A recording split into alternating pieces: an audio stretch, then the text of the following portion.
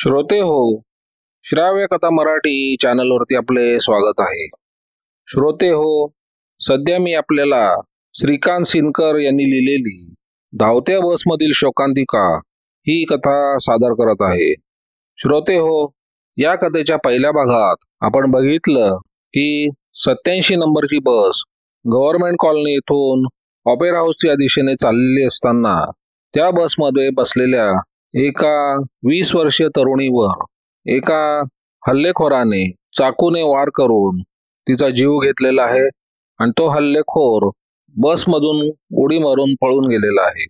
या ठिकाणी पोलीस आलेले आहेत आणि CID इन्स्पेक्टर जयकर याचा तपास करत आहेत.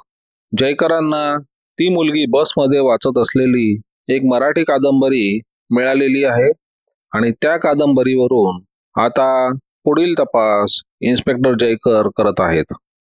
या कथेचा पुढील दुसरा भाग. हाजी अलीहून जयकर थेट बांद्र्याला गव्हर्नमेंट कॉलनीमध्ये येऊन पोहोचले तेव्हा संध्याकाळचे 5 वाजले होते. मृत मुलगी गव्हर्नमेंट कॉलनीच्या परिसरातच कुठे राहते ही गोष्ट आता पक्की झाली होती. जयकरांना फक्त तिचं नाव आणि पत्ता शोधून काढायचा होता आणि यासाठी त्यांच्या हातात सर्क्युलेटिंग लायब्ररीचा दुवा होता. गव्हर्नमेंट कॉलनीत लायब्ररीची चौकशी करता अखेर त्यांनी ती लायब्ररी शोधली. लायब्ररी नुकतीच उघडली होती. जयकरांनी लायब्ररीच्या संचालकांना आपली ओळख देऊन आपल्या हातातील पुस्तक त्यांच्या समोर ठेवले आणि ते म्हणाले, हे तुमच्या लायब्ररीचं पुस्तक आहे. मला हे जाणून घ्यायचं आहे की हे पुस्तक तुम्ही कोणत्या सभासदास दिले आहे आणि त्या सभासदाचा पत्ता काय आहे. लायब्ररीच्या संचालकांनी लगेच आपले रजिस्टर चाळण्यास सुरुवात केली आणि 5 मिनिटात त्यांनी जयकरांना हवी असलेली माहिती दिली. 2 दिवसापूर्वीच ती कादंबरी एका मुलीला देण्यात आली होती. त्या मुलीचं नाव होतं गौरी आणि त्या लायब्ररीपासून काही अंतरावर असलेल्या एका बिल्डिंगमध्ये ही गौरी राहत होती. जयकरांनी लायब्ररी संचालकांचे आभार मानले आणि आपल्या पथकासह ते त्या बिल्डिंगच्या रोखाने निघाले. गौरी बेपत्ता झाल्याची तक्रार कोणत्या तरी पोलीस स्टेशनवर नोंदवली जाणार होती आणि नोंदवलेल्या त्या मिसिंग कंप्लेंटच्या आधारे जयकर गौरीचे नातेवाईक शोधू शकलेही असते, परंतु खुनासारख्या प्रकरणात हाती आलेला दुवा बरोबर जुळवणं अधिक श्रेयस्कर असतं. जयकरांनी आपली स्टेशन वॅगन गौरीच्या बिल्डिंग पासून काही अंतरावर उभी केली आणि आपल्या शिपायांना गाडीतच बसवून ते कामतांसह गौरीच्या बिल्डिंगकडे निघाले. आपल्या दारात पोलीस पार्टी पाहून गौरीच्या घरच्या लोकांना धक्का लागू नये किंवा तिच्या शेजाऱ्यांचं कुतूहल जागृत होऊ नये म्हणून जयकरांनी आपल्या शिपायांना गाडीतच बसवून ठेवलं होतं. जयकर पहिल्या मजल्यावर आले आणि गौरीच्या घराबाहेर येऊन उभे राहिले. घराचे दार अर्धवट बंद होते. जयकरांनी ते दार हळूच आत ढकलले. तेवढ्यात आतून कोणीतरी कोण आहे असे म्हणाले. हा आवाज एका बाईचा होता. जयकरांनी दार पूर्णपणे आत ढकलले आणि ते कामतांसह आत खोलीत शिरले. ती एकच खोली मोठी होती, परंतु खोलीच्या बरोबर मध्ये एक लाकडी पार्टिशन टाकून त्या खोलीचे एकूण 2 भाग करण्यात आले होते. त्या खोलीवरून नजर फिरवताच ही कोणा एका गरीब माणसाची खोली आहे ही गोष्ट लक्षात येत होती. जयकरांनी खोलीत प्रवेश केला तेव्हा आत पलंगावर एक मध्यमवयीन स्त्री बसलेली होती. ती स्त्री विधवा वाटत होती. हीच बाई गौरीची आई असावी हे जयकरांनी अंदाजाने ओळखले. त्या खोलीत 13-14 वर्षाचा एक मुलगाही होता. तो हातातील कागदाच्या पुडीतून काहीतरी खात बसला होता. जयकरांनी खोलीत प्रवेश करताच पलंगावरची स्त्री उभी राहिली आणि जयकरांनी समोरच्या भिंतीवर लटकत असलेल्या फोटो फ्रेमवर नजर टाकली. फोटोत गौरी आणि तिचा भाऊ त्यांच्या प्रतिमा होत्या. हा फोटो कुठल्या तरी जत्रेत काढलेला असावा हे त्या फोटोच्या पार्श्वभूमीवरून लक्षात येत होते. कोण आपण? त्या स्त्रीने थोड्याशा काळजीच्या स्वरात जयकरांना विचारलं. आम्ही एका कंपनीतून आलो आहोत. इथं कोणी गौरी? बोलता बोलता जयकरांनी मुद्दामूनच आपले वाक्य तोडले, कारण गौरीची आई पुढे काहीतरी सांगेल याची खात्री त्यांना वाटत होती. आणि नेमकं तसंच घडलं. जयकरांच्या तोंडून गौरीचं नाव ऐकताच गौरीची आई म्हणाली, गौरी बाहेर गेली आहे. कुठे गेली आहे? ती कामावर गेली आहे. असं? गौरी कामावरून कधी परत येईल? येईल आता. कदाचित तिला उशीर पण होईल. नाही, मी अशासाठी आलोय की गौरीनं आमच्या कंपनीत नोकरीसाठी अर्ज केलाय. मला तिला याच बाबतीत भेटायचं होतं. सध्या ती कुठं कामाला आहे? हा, मला नक्की माहित नाही, पण गिरगावात कुठंतरी जाते. जयकर आपल्या चेहऱ्यावरील भाव अजिबात बदलत नव्हते, परंतु गौरीच्या आईच्या चेहऱ्यावर क्षणाक्षणाला बदलणारे भाव न्याहाळीत होते. याखेरीज गौरीच्या आईच्या तोंडून सारखं असा येत होता. या मुळे जयकर थोडे स्तंभित होते. गौरीची आई आपल्याला खरी माहिती सांगत नाही, ही गोष्ट त्यांच्या लक्षात आली होती. जयकरांनी मग शांताबाई बरोबर वेगवेगळ्या विषयावर गप्पा सुरू केल्या. ते मोठ्या खुबीनं शांताबाईंना प्रश्न विचारत होते आणि आपल्याला हवी असलेली ती माहिती मिळवत होते. या त्यांच्या प्रयत्नात त्यांना एक गोष्ट समजली की गौरीला वडील नव्हते. सारा घरखर्च गौरीच सांभाळत होती. ती कुठे नोकरी करते, तिला किती पगार आहे याबद्दल शांताबाईला काही माहिती नव्हती. परंतु रोजच्या रोज गौरी घरात पैसे आणत होती आणि आपल्या मामालाही ती पैसे देत होती. गौरीचे मामा एका मिलमध्ये कामाला होते, परंतु त्यांना दारूचं व्यसन होतं. गौरीचा मामा याच खोलीत राहत होता, परंतु जयकर जेव्हा तिथे पोहोचले होते तेव्हा गौरीचा मामा घरात नव्हता. तो नुकताच कुठेतरी बाहेर गेलेला होता. गौरीचं लग्न ठरलेलं नव्हतं आणि बाहेर ती प्रेम वगैरे करेल किंवा काय काही माहिती शांताबाईला नव्हती. हे सारं बोलणं सुरू असताना शांताबाई एकदम थबकली आणि जयकरांकडे थोड्या संशयाने बघत म्हणाली, हे सारं तुम्ही मला कशाला विचारताय? तुम्ही कोणत्या कंपनीतून आलात? जयकरांनी ओळखलं की धागा तुटेपर्यंत ताणून धरण्यात काय अर्थ नाही. ते शांतपणे म्हणाले, शांताबाई, मी कोणत्याही कंपनीतून आलेलो नाही. मी पोलीस अधिकारी आहे. काय? पोलीस? शांताबाई एकदम घाबरल्या आणि बाईबाईत होऊन त्या म्हणाल्या, काय केलं गौरीने? तिनं काही केलं नाही. तिला अपघात झालाय आणि आम्ही तिला हॉस्पिटलमध्ये दाखल केलंय. काय? शांताबाई अधिकच भयभीत झाल्या, परंतु जयकर लगेच म्हणाले, तुम्ही घाबरू नका. तिला तसं काही फारसं लागलेलं नाही. गौरीचा मामा कुठे आता? गोपाळ, जा तुझ्या मामाला बोलून आण, शांताबाई म्हणाल्या. तसा गोपाळ बाहेर जाण्यास निघाला. तेवढ्यात कामत म्हणाले, चल गोपाळ, मी पण येतो तुझ्याबरोबर. आपण तुझ्या मामाला बोलून आणू. आणि गोपाळला अधिक बोलायची संधी न देता कामत गोपाळ बरोबर घेऊन बाहेर पडले. कामत जयकरांच्या हाताखाली काम करत होते. त्यांचं बोलणं ऐकून जयकरांनी समाधानाचा श्वास सोडला होता. त्यांना माहित होतं की आता रस्त्यातून चालता चालता कामत गोपाळ बरोबर गोड बोलून काहीतरी माहिती जमा करतील. तर कामतांनाही खात्री होती की साहेब शांताबाईंना आता व्यवस्थित बोलती करतील. आणि नेमकं तसंच घडलं. कामत गोपाळला बरोबर घेऊन गौरीच्या घरातून बाहेर पडले. गोपाळ आता खिरवाडीच्या रोखानं निघाला होता. कामत गोपाळ बरोबर गोडगोड बोलत त्याच्याबरोबर चालत होते. एखाद्या तरुणीचा खून प्रकरणात प्रेम, प्रेमभंग, मत्सर, राग असा काहीतरी प्रकार असतोच आणि कोणीतरी तरुणही या प्रकरणात असतोच याची त्यांना कल्पना होती. आणि म्हणूनच गोपाळ बरोबर चालता चालता कामतांनी आज तेच हा विषय काढला होता. बोलता बोलता ते सहज म्हणाले, आम्ही जेव्हा गौरीला हॉस्पिटलमध्ये नेत होते तेव्हा ती कोणाला तरी खूप शिव्या घालत होती. खूप भडकली होती. मला वाटतं तो माणूस तुमच्या इथला कुठला तरी आहे. काय बरं नाव त्याचं? कामतांनी वाक्य तोडलं आणि लगेच काहीतरी आठवण्याचा बहाणा करू लागले. एक सीआयडी अधिकारी 13-14 वर्षाच्या मुलाला आपल्या शब्दांच्या जाळ्यात अडकवून पाहत होता आणि तो भोळसर मुलगा कामतांच्या जाळ्यात अडकला जाऊ लागला. कामतांचं बोलणं ऐकून गोपाळ विचार करत म्हणाला, ताई शिव्या देत होती म्हणजे तो नक्की जीत असला पाहिजे. जीत? कोण हा जीत? मोठा मोवाली आहे तो. आमच्या तिथे त्याच्या मटक्याचा धंदा आहे. तो ताईला नेहमी सतावत असतो. पण तुझ्या ताईला तो का सतावतो?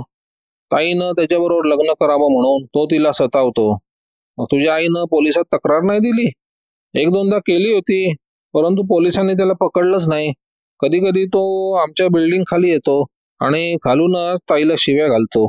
त्याच्याकडे एक मोटरसायकल पण आहे. कामत एकदम स्तब्ध झाले. ते हळूहळू एका पाठोपाठ एक असे प्रश्न विचारणार होते, परंतु त्यांना कल्पना नव्हती की पहिल्याच प्रश्नात आपल्याला तपासकामाची निश्चित दिशा सापडणार आहे. त्यांनी चटकन विचारलं, त्याच्या मोटरसायकलचा रंग कसला आहे? हिरवा आणि पिवळ्या रंग असावा. आता कामतांच्या टप्प्यात आरोपी आला. ते कोणा मटकेवाल्या जीतचा विचार करू लागले. एका होंडा मोटरसायकलने 87 बसचा पाठलाग केला होता. आता त्याच मोटरसायकलवरून खुनी आरोपी पळून गेला होता. ही गोष्ट कामतांना अगोदर समजलेलीच होती. आता मटकेवाला जीत, मोटरसायकलवाला जीत, गौरीला सतावणारा जीत आणि तिच्याबरोबर लग्नाची इच्छा बाळगणारा जीत कामतांच्या डोक्यात वादळ निर्माण करू लागला. गोपाळच्या मामाला बरोबर घेऊन आपण कधी एकदा आपल्या साहेबाला जाऊन भेटतो असं त्यांना झालेलं होतं. गोपाळ खेरवाडीत एके ठिकाणी येऊन थांबला आणि कामतांना म्हणाला, साहेब तुम्ही इथेच थांबा, मी मामाला घेऊन येतो, तो इथे असणार. मग मी पण येतो की. नको साहेब, गोपाळ अडखळत म्हणाला. तिथं तो दारू पीत बसला असेल. कामच समजले की समोरच्या झोपडी वजा पत्र्याच्या शेडमध्ये दारूचा धंदा असेल. क्षणभर विचार करून ते गोपाळला म्हणाले, ठीक आहे, तू मामाला घेऊन ये, मी इथेच थांबतो. मात्र एक गोष्ट लक्षात ठेव, गौरीताईंना अपघात झालाय आणि पोलीस आपल्या घरी आले आहेत असं त्यांना सांगू नको. मीच काय ते त्यांना सांगेन. गोपाळ चटकन पुढे निघून गेला. कामत आसपासचा परिसर न्याहाळत तिथेच थांबले होते. गोपाळ ज्या शेडमध्ये शिरला होता त्या शेडवरही त्यांचं लक्ष होतंच. गोपाळ 2-3 मिनिटातच तिथून बाहेर आला. त्याच्याबरोबर एक इसम होता. हा इसम म्हणजे गोपाळचा मामा असावा हे कामतांनी लगेच ओळखलं. गोपाळ मामासह कामतांजवळ आला तेव्हा कामतांनी लगेच त्याच्याबरोबर बोलण्यास सुरुवात केली. गौरीला अपघात झाला ही गोष्ट समजताच गोपाळच्या मामाची दारूची नशा बरीचशी उतरली. तो अवाक होऊन कामतांकडे बघत राहिला. परंतु त्याला धीर देत कामत म्हणाले, तुम्ही घाबरू नका, यात घाबरण्यासारखं काही नाही. तुम्ही एक दोघांना बरोबर घ्या आणि माझ्या शिपायाबरोबर जे हॉस्पिटलमध्ये जाऊन गौरीला भेटा आणि नंतर आमच्या ऑफिसात जाऊन बसा. मी तुमच्या पाठोपाठ येतोच. कामत आता या मामासह आपल्या स्टेशन वॅगनच्या रोखाने निघाले आणि रस्त्यातून चालता चालता ते सहज म्हणाले, मीच तुमच्या बरोबर आलो असतो, परंतु मला इथं आणखीन एक काम आहे. इथं जो कोणी तो जीत मटकेवाला आहे त्याला एक समन्स द्यायचा आहे. जीत? विश्वजीत? साहेब नंबर 1चा बदमाश माणूस आहे तो. असं? कामत सहज म्हणाले. जीतचं नाव विश्वजीत आहे हे त्यांना आपोआप समजलं होतं. इतकंच नव्हे तर या मामाच्या पुढच्या बोलण्यात विश्वजीतचा धंदा कुठे असतो हेही त्यांना समजलं होतं. आता या विश्वजीतच्या धंद्यावर पोहोचणं तेवढं बाकी होतं. कामत आपल्या स्टेशन वॅगन पाशी आले आणि त्यांनी गाडीत बसलेल्या एका शिपायाला बाहेर बोलवून त्याला म्हणाले, यांना घेऊन हॉस्पिटलमध्ये जा आणि त्यांची गौरी बरोबर भेट करून दे आणि नंतर त्यांना आपल्या ऑफिसात घेऊन जा. हा शिपाई तसा हुशारच होता. गौरीची भेट करून दे याचा अर्थ गौरीची डेड बॉडी दाखव हे त्याला समजलं होतं. गौरीचा मामा या शिपायाबरोबर चालू लागला. कामत आता वेगानं गौरीच्या घराकडे निघाले. कामत जेव्हा गौरीच्या घरी पोचले तेव्हा गौरीची आई एका कोपऱ्यात बसून हुंदके देत होती. जयकर खोलीतील पलंगावर बसून तिच्याबरोबर बोलत होते. कामत त्या खोलीतून बाहेर पडल्यानंतर जयकरांनी शांताबाई बरोबर बोलता बोलता थोडीफार माहिती मिळवली होती. त्याच वेळी त्यांनी त्या खोलीत बसलेल्या एकुलत्या एका कपाटाची झडती घेण्यास सुरुवात केली होती. कदाचित या झडतीत आपल्याला काही प्रेमपत्र किंवा काही फोटो किंवा काही महत्वाची कागदपत्र सापडतील अशी त्यांना शक्यता वाटत होती. परंतु या झडतीत जयकरांना तसे काहीच सापडलं नाही. परंतु याच कपाटात एका साडीच्या घडीखाली त्यांना एक वस्तू सापडली. ती वस्तू पाहता जयकर स्तंभित झाले. परंतु आपल्या चेहऱ्यावरील भाव न बदलता ते मागे वळले आणि आपल्या हातातील वस्तू शांताबाई समोर धरत त्यांनी विचारले, बाई तुमच्या घरात कोणी आजारी आहे का? या औषधांच्या गोळ्या? हो, त्या माझ्याच गोळ्यात त्या. शांताबाईंनी कापऱ्या स्वरात उत्तर दिलं. काय होतंय तुम्हाला? कधी कधी मला दमा लागतो. शांताबाईचं हे उत्तर ऐकून जयकरांनी आपली भेदक नजर त्यांच्यावर स्थिर केली. मगासपासून त्यांच्या डोक्यात एक वेगळाच विचार येत होता. या विचारांना आता या औषधाच्या गोळ्यांची बाटली सापडल्यामुळे अधिक चालना मिळाली होती. मगाशी बोलता बोलता शांताबाई जयकरांना म्हणाल्या होत्या, गौरी कुठे कामाला जाते ते काही मला माहीत नाही. तिच्या कामाची वेळ पण नक्की नसते. ती रोज पैसे आणते आणि घर चालवते. शांताबाईंचे बोलणं जयकरांना मोठं गूढ वाटत होतं. त्याच वेळी त्यांना गौरीचा एक वेगळाच संशय आलेला होता आणि या संशयाचा विचार करून त्यांनी आपली तपास कामाची दिशा ठरवली होती. हीच दिशा आता ही गोळ्यांची बाटली सापडल्यामुळे अधिक उजळली होती. शांताबाई, आपल्या आवाजातील थोडीशी धार चढवत जयकर म्हणाले, मगासपासून मी तुमचं बोलणं ऐकतोय आणि तुमचं सारंच बोलणं मी खरं मानतोय असं तुम्ही समजून चालूच नका. ही औषधाच्या गोळ्यांची बाटली तुमची नाही. तुम्हाला दम्याचा विकार आहे की नाही ते मला माहित नाही आणि जरी असलाच तरी या बाटलीतील गोळ्या दम्याच्या नाहीत. शांताबाई, या गोळ्या संतती नियमनाच्या आहेत. आता तरी मला सांगा की या गोळ्या कोणाच्या, तुमच्या त्या रोजच्या रोज कुठून तरी पैसे आणणाऱ्या या पोरीच्या? जयकरांनी शांताबाईंना बरोबर पेचात पकडलं होतं. त्या भयभीत होऊन जयकरांकडे बघू लागल्या. जयकरांनी आपली स्थिर नजर त्यांच्यावर रोखली. शांताबाईंच्या तोंडातून हुंदका बाहेर पडला. त्या ओक्साबोक्शी रडू लागल्या आणि मग त्यांनी आस्ते आस्ते आपली कर्मकहाणी जयकरांना सांगण्यास सुरुवात केली. परंतु या कहाणीत विश्वजित किंवा अन्य कोणा तरुणाचा उल्लेख नव्हता. शांताबाईंचे सारे बोलणे ऐकून जयकर थोडेसे उदास झाले. पोलीस तपासाच्या कामात त्यांना नाना प्रकारची माणसं भेटलेली होती. त्यांच्या पुढे आता प्रश्न उभा राहिला की गौरीच्या बाबतीत नेमकं काय घडलंय ते शांताबाईंना कसं सांगावं. शांताबाईच्या बाबतीत जयकरांच्या मनात मोठी सहानुभूती निर्माण झाली होती. परंतु एक प्रश्न शिल्लक होताच. गौरी बरोबर परिचय, संबंध, मैत्री किंवा दुश्मनी असलेल्या कोणाही तरुणाचं नाव शांताबाईंनी घेतलेलं नव्हतं. शांताबाई अजूनही आपलं मन मोकळं करण्यास तयार नव्हत्या. त्यांची फक्त आर्थिक स्थिती जयकरांना समजली होती. परंतु गौरीच्या खून प्रकरणावर काही प्रकाश पडेल अशी माहिती जयकरांना समजलेली नव्हती. जयकर याच गोष्टीचा विचार करत असताना कामात तिथे येऊन पोहोचले होते.